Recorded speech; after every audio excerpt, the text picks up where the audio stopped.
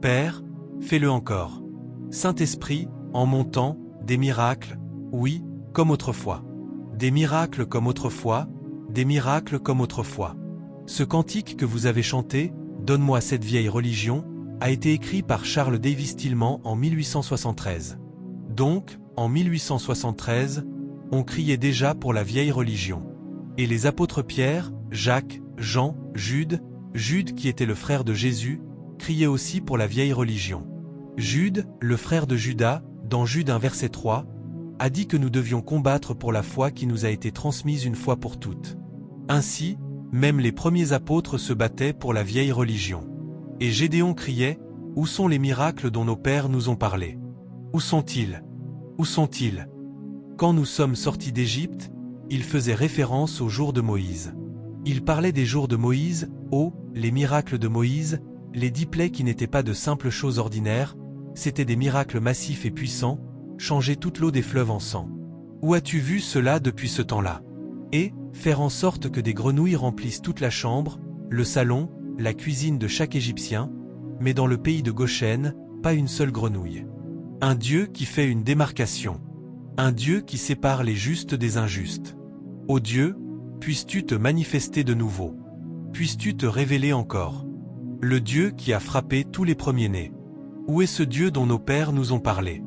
Où est ce Dieu qui est apparu physiquement sur le mont Sinaï? Où est ce Dieu qui marchait avec nous dans la colonne de feu et la colonne de nuée pendant 40 ans? Nous l'avons vu physiquement. Où es-tu aujourd'hui? Où est ce Dieu quand nous touchions le rocher et que l'eau en sortait? En fait, il faisait référence aux jours de Moïse et de Josué. Où est le Dieu de Josué qui a parlé au soleil pour qu'il s'arrête, à la lune pour qu'elle se tienne immobile, et tout le système solaire s'est incliné? Où est le Dieu de Josué qui a fait faire le tour des murailles de Jéricho pendant 7 jours, 7 fois, sans faire de bruit, et les puissantes, les immenses murailles se sont effondrées? Où est le Dieu de Josué et de Moïse? Moïse qui a levé sa verge et nous avons traversé la mer Rouge. La mer Rouge faisait 84 pieds de hauteur, un mur d'eau à droite, un mur d'eau à gauche, 84 pieds, et vous marchiez au milieu en voyant des poissons derrière l'écran de l'eau. Où est ce Dieu? Où est ce Dieu qui, par l'ordre de Josué, le successeur de Moïse, quand les prêtres porteurs de l'arche de l'Alliance ont posé le pied dans le Jourdain, le fleuve Jourdain, 3 millions de Juifs ont traversé le Jourdain à pied sec? Où est ce Dieu? La vérité, c'est que le Dieu des miracles ne nous a jamais quittés. La vérité, c'est que le Dieu des miracles d'hier est toujours le Dieu des miracles d'aujourd'hui. Il est le même hier, aujourd'hui et éternellement. Que le Dieu des miracles soit avec vous. Oui, il est le même hier, aujourd'hui et éternellement. Il n'a jamais changé. Monsieur, Gédéon qui demande où est ce Dieu, il a oublié cela. D'accord. Du temps de Josué jusqu'à son époque, Dieu a suscité 15 juges. 15, monsieur, et ces 15 juges étaient des faiseurs de miracles. Un homme appelé Shangar, avec un aiguillon à bœuf, une mâchoire d'âne, a massacré 600 Philistins. Monsieur, je parlais ce matin d'une femme appelée Déborah qui s'est alliée avec les étoiles dans leur course pour combattre Sisera, et qui a ordonné aux étoiles, au soleil et à la lune de se lever contre Sisera. Un homme avec 900 chars, et le fleuve Kizon s'est levé et a balayé 900 chars, 900 guerriers sont morts avec leurs chars de fer à cause d'une femme qui avait de la puissance avec la création. Et Gédéon, tu demandes où est le Dieu de nos pères? Pendant ce temps, il n'y a aucune génération où le Dieu de tes pères ne s'est pas manifesté. En fait, juste quelques années avant que Gédéon n'entre en scène, il y avait un homme dont le nom était Samson. Un homme qui pouvait déchirer un lion en morceaux comme du papier. Un homme qui dormait à Gaza, et les Philistins ont encerclé Gaza. Et il s'est réveillé et ils ont dit, « Samson, les Philistins sont sur toi. » Et il est sorti et a emporté les portes et les 2 piliers. Êtes-vous entré dans les portes de la cité de prière? Avez-vous vu les 2 piliers des portes de la cité de prière? Savez-vous ce que cela signifie d'arracher des portes avec 2 piliers et de les porter de Gaza à Hébron? Gaza est un territoire philistin. Hébron est en Cisjordanie d'Israël. C'est 62 km. Excusez-moi, pouvez-vous seulement marcher 62 km sans charge? Pouvez-vous marcher 62 km? Mais un homme appelé Samson a parcouru 62 km avec les piliers et les portes d'une ville sur son dos. Comment appelez-vous cela? Le Dieu des miracles, le Dieu de la puissance. Et, C'est le même Samson qui, avec la mâchoire d'un âne, a massacré 1000 Philistins. C'est le même Samson qui a fait s'écrouler le quartier général et a exterminé toute une génération de Philistins. Et maintenant tu viens demander où est le Dieu des anciens pères? Il a toujours été là. Il n'y a aucune génération où Dieu ne se soit pas manifesté. Laisse-moi t'annoncer que le Dieu de Moïse se manifestera dans notre génération. Tu verras la gloire de l'Éternel dans le pays des vivants. Crie cela. Amen. Comme un tonnerre. Si tu dis cet Amen avec puissance, un miracle suivra ta vie. La puissance de Dieu suivra ta vie. Amen. C'est ainsi qu'Élisée demandait aussi, où est l'Éternel, le Dieu de celui qui vient de partir dans le tourbillon, là, maintenant, maintenant, maintenant. Et tu demandes déjà comme s'il n'y avait rien de tel que Dieu dans ta génération. Et pour que Dieu lui fasse comprendre que le Dieu d'Élie est le même Dieu d'Élisée, il a laissé tomber ce manteau pour qu'Élisée le porte. Monsieur, toute génération qui a osé réclamer le Dieu de ses pères a toujours vu la puissance du Dieu de ses pères. Et je veux te convaincre ce soir qu'il n'existe aucune génération qui ait vécu sans voir les miracles de nos pères. Aucune. Y compris ce que nous appelons les âges sombres. Sais-tu qu'on parle de ce qu'on appelle les âges sombres? Je te pose la question, le sais-tu?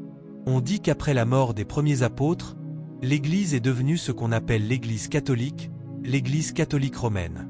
Et qu'à cette époque, il n'y avait aucune autre Église reconnue sur la terre en dehors de l'Église catholique romaine. Ce n'est que lorsque Martin Luther s'est levé, je crois que c'était vers le XVIe siècle, que nous avons eu les protestants.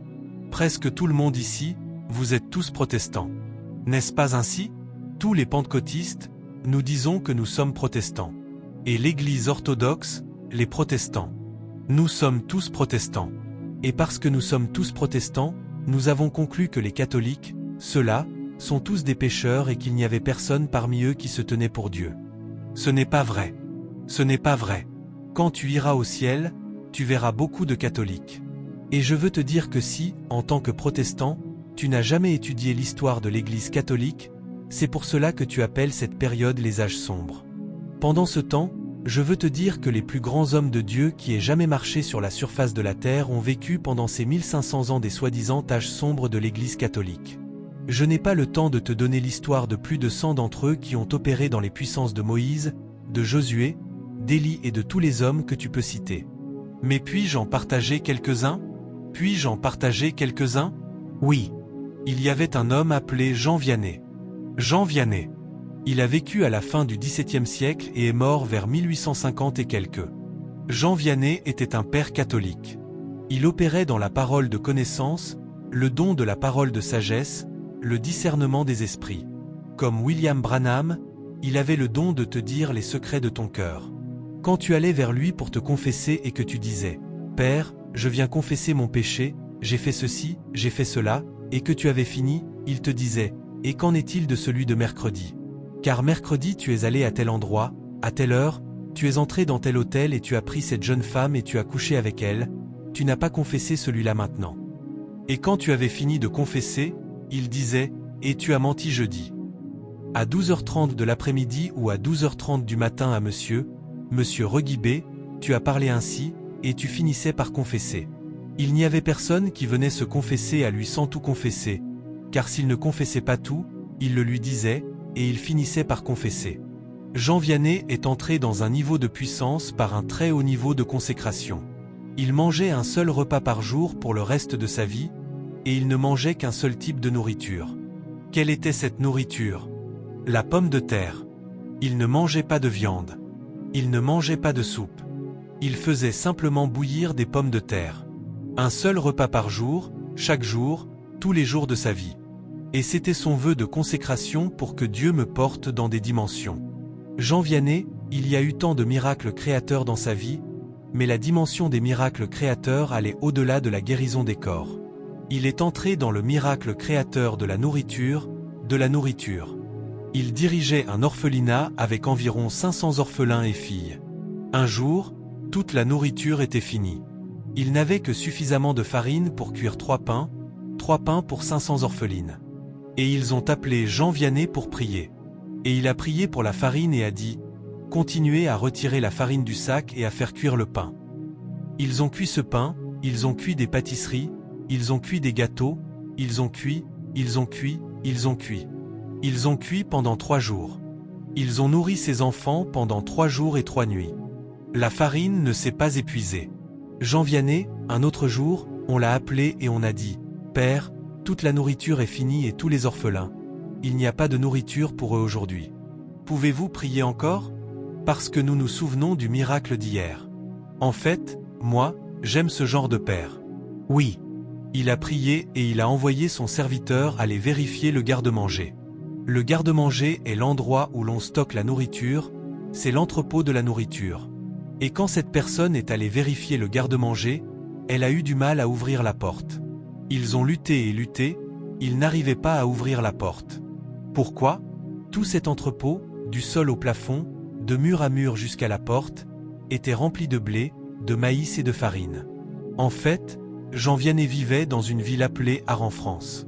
Il a secoué toute l'Europe jusqu'au jour où Satan lui est apparu et lui a dit « Je te hais plus que tout autre homme sur la planète Terre. Tu es une terreur pour mon royaume. Si Dieu avait 3 hommes comme toi, tout mon royaume se serait déjà effondré. Si Dieu avait 3 hommes comme toi. Mais il n'en a qu'un. Jean Vianney. Père, suscite un autre Jean Vianney. Amen. Laisse-moi essayer avec ces personnes. Père, suscite un autre Jean Vianney. Amen. Que vous y croyez ou non, tous les manteaux des pères d'autrefois sont en train de redescendre dans notre génération. Amen. Laisse-moi parler de Saint François d'Assise. Tu as peut-être entendu parler de celui-là. Saint François d'Assise. Ô mon Dieu! Qui a vécu au XIIIe siècle. Saint François d'Assise a 157 miracles de guérison enregistrés à son nom. Quand tu lis l'histoire de Saint François d'Assise, c'est comme lire les 4 évangiles de Jésus. Chaque jour, miracle, chaque jour, miracle, chaque jour, miracle. C'est Saint François d'Assise qui a appris un secret, la plus haute loi du royaume, qui est l'amour. Et il a dit que l'amour est un langage universel. Lorsque tu laisses l'amour couler à travers toi, même les créatures les plus sauvages se prosterneront devant toi, parce que l'amour est le langage. Même les serpents, les lions peuvent être apprivoisés par la puissance de l'amour. C'est Saint François d'Assise qui avait l'habitude d'appeler les oiseaux et de prêcher aux oiseaux. La Bible dit « Allez par tout le monde et prêchez à toute créature ». Il n'a pas dit prêcher aux êtres humains, il a dit créature. Donc, si tu n'as pas encore commencé à prêcher à ton chat, ton ministère n'a pas encore commencé. Ainsi, Saint François d'Assise appelait les oiseaux et disait aux oiseaux « J'organise une conférence à telle date. Je veux que tous les oiseaux se rassemblent dans tel champ pour la conférence à telle heure. » Et tous les oiseaux se posaient. Et il commençait à leur prêcher et à leur dire que chaque matin, s'ils manquent de se réveiller à temps et de faire leur dévotion matinale pour chanter des louanges à Dieu, car vous devez entrer dans la journée avec des actions de grâce dans votre cœur, apprenez à remercier Dieu pour le don de voler, apprenez à le remercier pour la nourriture qu'il vous donne chaque jour. Il leur prêchait d'honorer Dieu chaque matin, de se lever et de commencer à chanter des chants de louanges. Et ensuite, il allait à la rivière et commandait aux poissons. « Mais j'ai un message pour vous, allez rassembler vos frères. » Et il appelait les poissons et les oiseaux ses frères. Et tu voyais des poissons se rassembler en masse. Et il exerçait son ministère auprès des poissons. Frère, tu n'as pas encore commencé ton ministère. C'est Saint François d'Assise. On l'a emmené dans une communauté qui avait connu la sécheresse, pas d'eau depuis longtemps. Et il est arrivé là avec son bâton et a frappé le sol. Pam, l'eau a jailli. Jusqu'à aujourd'hui, cette eau coule encore. Ainsi, il y avait des hommes dans ces âges sombres dont vous dites que rien ne s'est passé. Je te dis qu'il n'y a aucune génération où rien ne s'est passé, et je veux aussi te dire que dans ta génération, Dieu te relèvera. Il te relèvera. Amen. Il se manifestera. Il se manifestera. Amen. Cette génération. Amen. Ce Satan qui est apparu à Jean Vianney et a dit « Si Dieu avait 3 hommes comme toi, mon royaume se serait déjà effondré. Je veux annoncer à Satan que dans notre génération, il n'y en aura pas 3. Il n'y en aura pas 30. Oui. Il n'y en aura pas 300. Il n'y en aura pas 3000. Oui. Une armée se lève. Une armée. Une armée se lève. Une armée se lève. » C'est Saint François d'Assise. Il est allé dans un village particulier, je crois que cet endroit s'appelait Gubbio. Cet endroit avait un loup sauvage et vorace qui envahissait la communauté, déchirait les gens, les tuait et les mangeait. Un loup sauvage et vorace. Et les hommes de la ville ont décidé d'aller exterminer ce loup. Et ils sont allés dans la forêt et ils n'ont pas pu capturer le loup, et ils sont revenus avec leurs fusils. Et saint François leur a demandé, « Où êtes-vous allés ? » « Nous sommes allés tuer le loup. » Il a dit, « Laissez-le tranquille. Je vais m'en occuper. » Homme de Dieu, nous parlons d'un loup, pas d'un chien. Il a dit, « Je vais m'en occuper. » Saint François est allé dans la forêt. Quand le loup l'a vu venir, le loup a couru pour mettre en pièces l'homme de Dieu. Saint François a fait le signe de la croix et a dit, « Et, sois tranquille au nom de Jésus. » Et ce loup est venu se prosterner à ses pieds. Et Saint François a dit au loup, « Frère, frère loup, je suis venu conclure une alliance avec toi. L'alliance que je veux conclure avec toi, c'est de ne tuer aucun de mon peuple. Deviens simplement notre ami et chaque fois que tu auras faim, viens au village, dans la communauté. Nous garderons de la nourriture et nous te donnerons à manger. Nous, les gens du village, nous te nourrirons. Pas besoin pour toi de nous tuer. C'est l'alliance. Nous te nourrissons, tu ne détruis pas. As-tu accepté ? » Le loup fit comme ceci. Il a dit, « Si tu es d'accord, monsieur le loup, frère loup, serre-moi la main. » Et le loup a levé sa patte et a serré la main. Et il a dit, « Monsieur le loup, suis-moi. Je vais te présenter comme mon frère en Christ à mon peuple. Monsieur, je veux que tu saches qu'il y a eu, dans chaque génération, des gens qui sont entrés dans des dimensions. Cela s'appelle les puissances du siècle à venir. Oui. As-tu déjà entendu parler d'un homme appelé Saint Patrick ? Il était le saint de l'Irlande, l'apôtre de l'Irlande. Et, quand Saint Patrick est arrivé en Irlande, il est monté sur le sommet d'une montagne pour un jeûne de 40 jours. Quand il est redescendu de cette montagne, il a ordonné à tous les serpents, vipères et pythons, « Je vous bannis de cette île pour toujours. Vous tous, disparaissez. Entrez dans l'eau et sortez. Et quiconque d'entre vous restera sur cette île demain mourra par le feu. » Et tous les pythons et serpents, jusqu'à aujourd'hui. L'Irlande est composée de 2 pays, l'Irlande du Nord et l'Irlande. Ce sont 2 grands pays avec une population de plusieurs millions. Si tu y vas jusqu'à aujourd'hui, du 5e siècle jusqu'à aujourd'hui, on n'y a jamais trouvé un seul serpent. Fouille tout le pays, tu ne trouveras pas un seul serpent à cause d'un homme de Dieu. Cela signifie que les cafards peuvent mourir dans ton placard. Oui, oui, oui, oui. Cela signifie que ce vautour qui se posait sur ton toit, je veux dire, à partir d'aujourd'hui, reçoit une onction folle. Une onction folle. Amen. Une onction folle. Amen. Après avoir chassé les serpents, il a maintenant fait une proclamation. Qui a vécu au XIIIe siècle. Saint François d'Assise a 157 miracles de guérison enregistrés à son nom. Quand tu lis l'histoire de Saint François d'Assise, c'est comme lire les 4 évangiles de Jésus. Chaque jour, miracle, chaque jour, miracle, chaque jour, miracle. C'est Saint François d'Assise qui a appris un secret, la plus haute loi du royaume, qui est l'amour.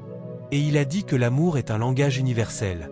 Lorsque tu laisses l'amour couler à travers toi, même les créatures les plus sauvages se prosterneront devant toi, parce que l'amour est le langage.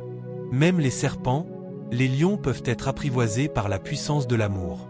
C'est Saint François d'Assise qui avait l'habitude d'appeler les oiseaux et de prêcher aux oiseaux. La Bible dit « Allez par tout le monde et prêchez à toute créature ». Il n'a pas dit prêcher aux êtres humains, il a dit créature. Donc, si tu n'as pas encore commencé à prêcher à ton chat, ton ministère n'a pas encore commencé. Ainsi, Saint François d'Assise appelait les oiseaux et disait aux oiseaux « J'organise une conférence à telle date. Je veux que tous les oiseaux se rassemblent dans tel champ pour la conférence à telle heure. » Et tous les oiseaux se posaient. Et il commençait à leur prêcher et à leur dire que chaque matin, s'ils manquent de se réveiller à temps et de faire leur dévotion matinale pour chanter des louanges à Dieu, car vous devez entrer dans la journée avec des actions de grâce dans votre cœur, apprenez à remercier Dieu pour le don de voler, apprenez à le remercier pour la nourriture qu'il vous donne chaque jour. Il leur prêchait d'honorer Dieu chaque matin, de se lever et de commencer à chanter des chants de louanges. Et ensuite, il allait à la rivière et commandait aux poissons. « Mais j'ai un message pour vous, allez rassembler vos frères. » Et il appelait les poissons et les oiseaux ses frères. Et tu voyais des poissons se rassembler en masse. Et il exerçait son ministère auprès des poissons. « Frères, Tu n'as pas encore commencé ton ministère. C'est Saint François d'Assise. On l'a emmené dans une communauté qui avait connu la sécheresse, pas d'eau depuis longtemps. Et il est arrivé là avec son bâton et a frappé le sol. Pam, l'eau a jailli. Jusqu'à aujourd'hui, cette eau coule encore.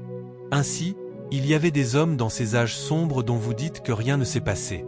Je te dis qu'il n'y a aucune génération où rien ne s'est passé, et je veux aussi te dire que dans ta génération, Dieu te relèvera.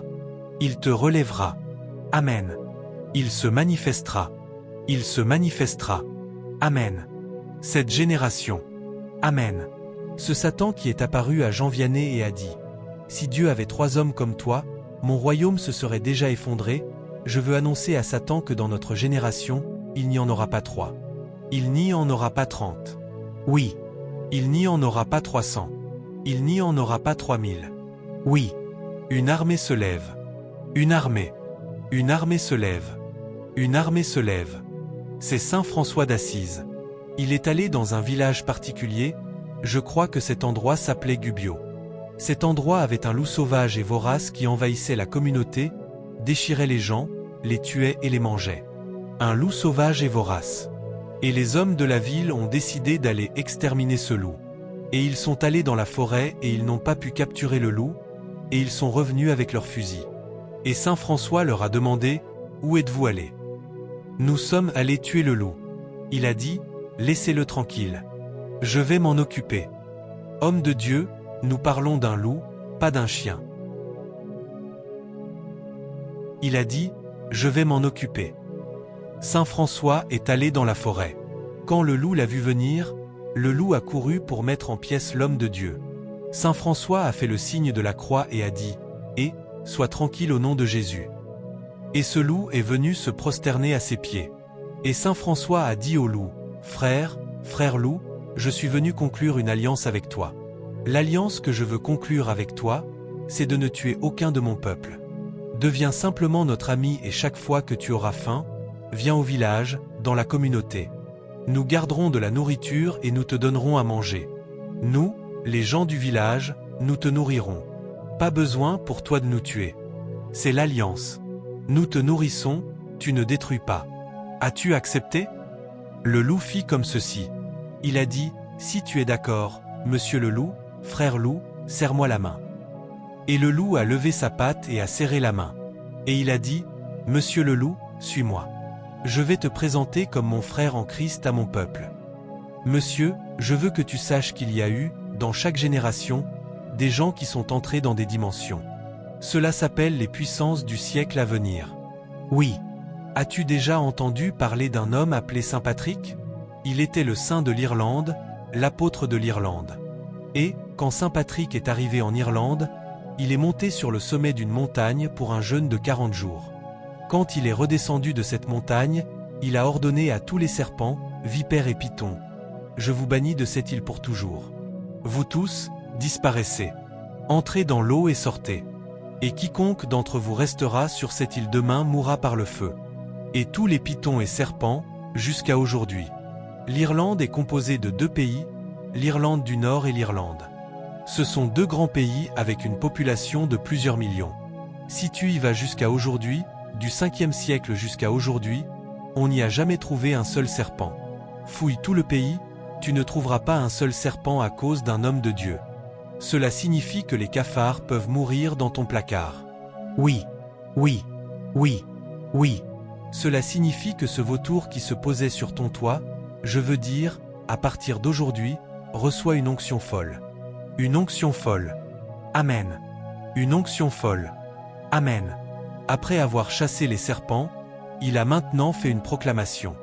Aucune sorcière, aucun sorcier, aucun druide, aucun nécromancien, aucun magicien n'est autorisé à opérer sur cette île tant que je suis en vie.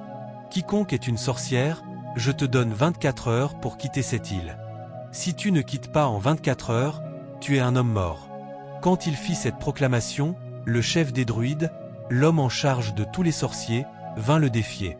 Patrick, et Saint Patrick dit, « Père, porte monsieur le chef des sorciers, élève-le dans les airs, à 100 pieds. » Et la puissance de Dieu souleva le chef sorcier à 100 pieds dans les airs. Et il disait, « S'il vous plaît, je vous en supplie, laissez-moi redescendre. Laissez-moi redescendre. Père, laisse-le tomber et fracasse-le en morceaux. Il fracassa sa tête sur une pierre. Sa tête, sa cervelle, tout se dispersa. Personne n'eut besoin de dire aux autres sorciers de chercher un moyen de partir, jusqu'à ce qu'ils quittent cette terre. Saint Patrick, aucune sorcière, aucun sorcier n'osa jamais entrer dans ces deux pays, ce territoire, c'est comme d'ici jusqu'à Abuja, chaque semaine, trouvez votre chemin, parce qu'un homme a donné un décret. Papa, papa, fais-le encore, fais-le encore. Suscite, suscite. Levez vos deux mains. Criez à Dieu. Père, Père, je ne peux pas rester comme ça. Si les hommes d'autrefois, qu'on appelle les âges sombres, si de tels hommes étaient vivants, ô Dieu, relève-moi. Saint-Esprit, mets-moi dans la puissance de l'Ancien, prie pour moi. J'ai besoin de toi pour ma génération, pour ma génération. Pose encore une fois ta main sur moi. Fais-le encore. Ô Dieu, fais-le encore. Laisse-moi te choquer encore davantage. C'est Saint Patrick qui a ressuscité 33 personnes d'entre les morts. Saint Patrick. Certains de ceux qu'il a ressuscités n'étaient pas morts depuis 3 jours, ils n'étaient pas morts depuis 4 jours. Il en a ressuscité quelques-uns qui étaient morts depuis 1 an. Il en a ressuscité 2 qui étaient morts depuis 2 ans. Qu'est-ce que cela signifie? Miracle recréateur, des parties de corps, des organes provenant du département des pièces de rechange du ciel que tu as enterrés il y a 2 ans, qui reviennent à ta maison. Regarde parmi vous, femme, il y en a une ici maintenant. Il y a une onction qui vient sur toi. La puissance comme autrefois pour accomplir les miracles comme autrefois. Le Seigneur va t'utiliser pour secouer ta génération. Saint-Esprit, Saint-Esprit, Saint-Esprit, puissance.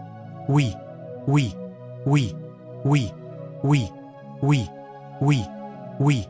Et, c'est ça. Il est sur toi. Il est sur toi. Il est sur toi. Il est sur toi. Il est sur toi. Il est sur toi. Il est sur toi. Il est sur toi. Puissance. Puissance. Puissance. Puissance. Puissance. Puissance. Puissance. Et, laisse-moi te présenter Joseph de Cupertino. Joseph de Cupertino, un homme italien. Il est connu comme le prêtre volant, parce qu'il y a plus de 70 incidents, attestés par des centaines de personnes, où Joseph de Cupertino, pendant qu'il prêchait comme ça, dans son monastère, il prêchait en volant. Son ministère de voler et de prêcher a été attesté par le pape, par des rois, par la royauté, plus de 70 fois. Et pour ton information, ce manteau revient encore. Amen. Je suis fatigué de marcher et de prêcher. Je veux voler en prêchant. Oui.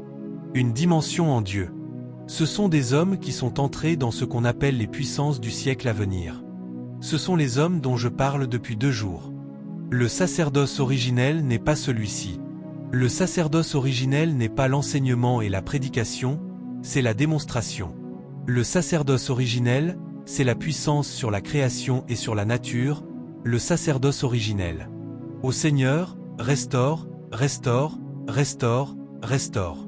Joseph de Cupertino est entré dans cette dimension. Comment? Il jeûnait 40 jours et 40 nuits, sans nourriture, seulement de l'eau, 5 fois par an. Va essayer de le faire 2 fois par an, tu te connaîtras toi-même. Mais il y avait un homme qui jeûnait 5 fois par an, 40 jours et 40 nuits, année après année, année après année, année après année, jusqu'à ce qu'il commence à voler. Et ma Bible dit la gloire de la dernière maison. Je n'aurai pas le temps d'aller plus loin. Il y en a beaucoup. Il y en a beaucoup. Tout ce que je peux te dire, c'est que les plus grands hommes de Dieu qui aient jamais vécu sur la planète Terre ont exercé leur ministère pendant la période que tu appelles les âges sombres. Et la raison pour laquelle tu appelles cela les âges sombres, c'est parce que tu es protestant. Donc tout ce qui a à voir avec les catholiques, tu leur as tourné le dos. Pendant ce temps, cet homme que j'ai appelé Joseph de Cupertino, un homme de Dieu dont Stephen Brooks a prêché lors du programme de Paul Hénanche, la conférence d'Unami, quelqu'un sait de quoi je parle? Oui, certains d'entre vous y étaient.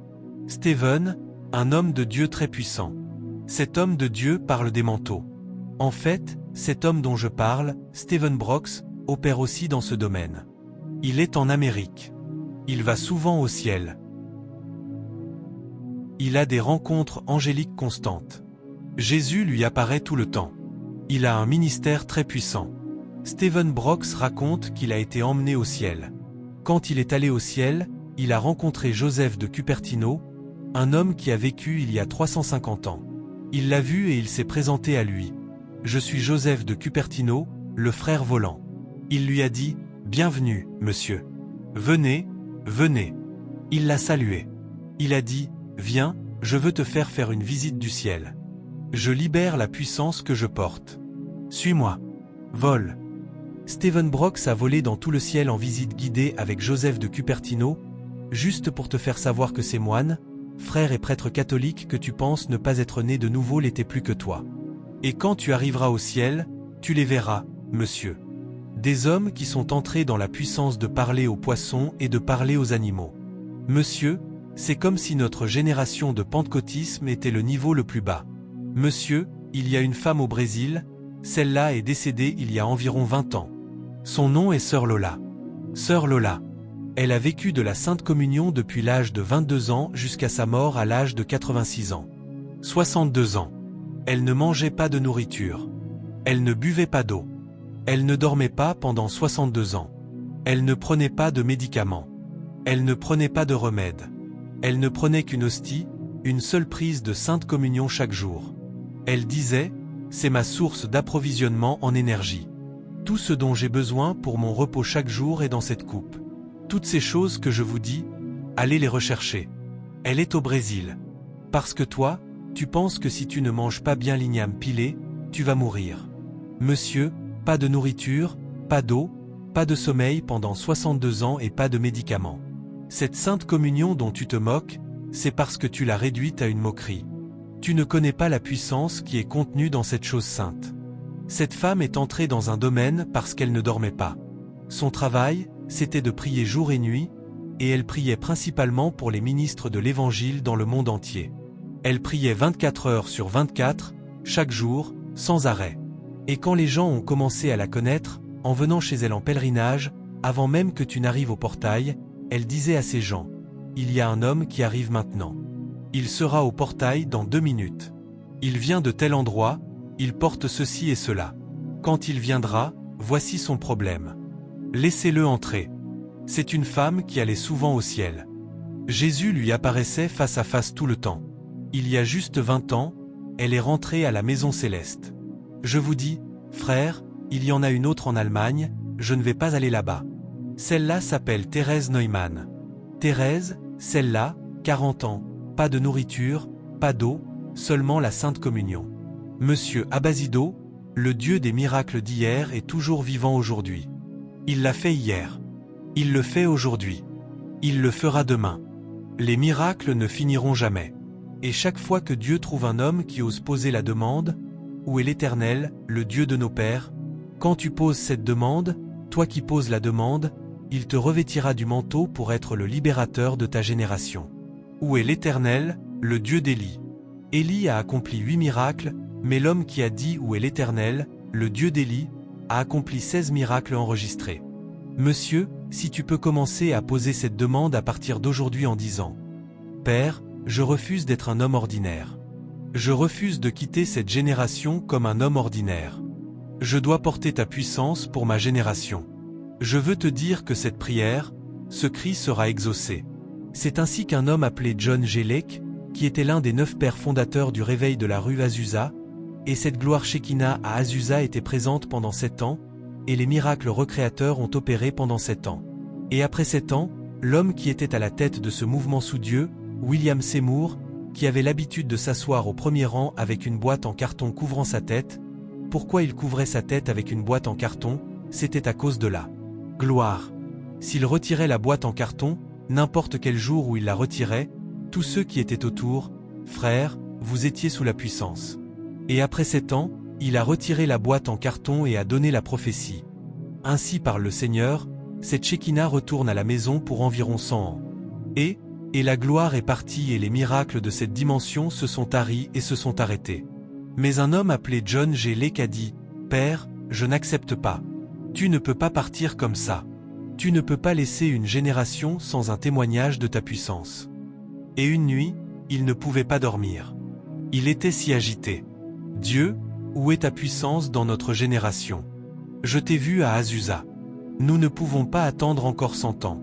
Et dans le désespoir, il s'est levé au milieu de la nuit et a commencé à marcher dans les rues en criant « Dieu, je dois voir ta puissance. Je dois voir ta puissance. » Pendant qu'il criait, il a vu une lumière brillante au loin qui s'approchait de lui.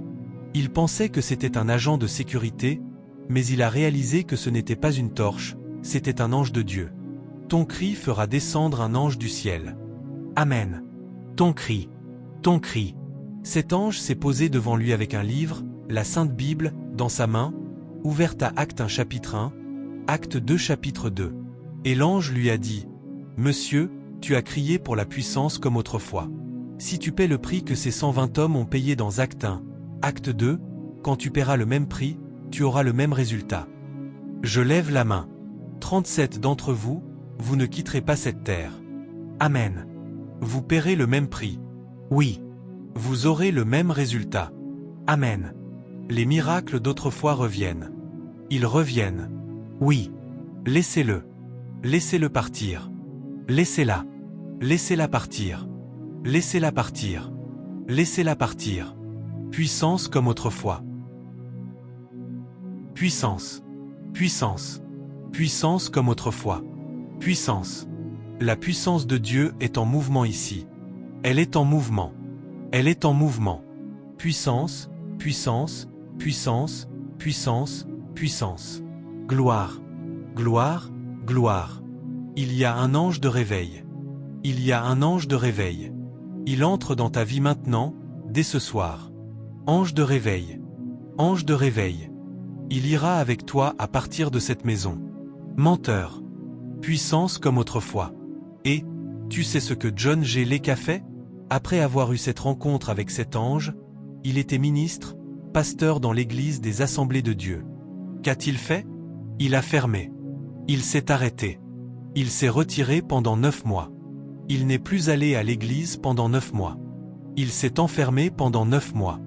Il a dit, « Père, tu as dit, sauf si je paie le prix qu'ils ont payé. » Quel était le prix? Ils se sont retirés pendant 10 jours et 10 nuits.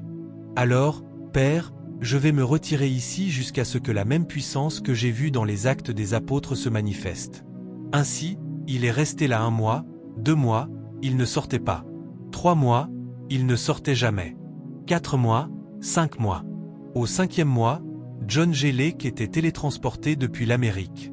Il atterrissait en Europe, en Écosse, entrait dans les hôpitaux, imposait les mains, vidait les hôpitaux, repartait en Amérique, se rendait encore dans un autre pays, entrait, ressuscitait des morts, revenait encore. C'était après 5 mois. Il a dit, même cela, je ne suis pas satisfait. Il est resté là 6 mois, 7 mois, 8 mois, 9 mois. Quand il est sorti après 9 mois, frère, tu ne pouvais pas lui serrer la main. S'il te pointait du doigt, tu tombais sous la puissance, tu pouvais ne pas te relever pendant les 2 jours suivants. Tout homme qui a jamais dit « Dieu, où sont tes puissances d'hier ?» Tout homme qui est devenu sérieux pour chercher Dieu pour la puissance et les miracles d'autrefois, Dieu ne manque jamais.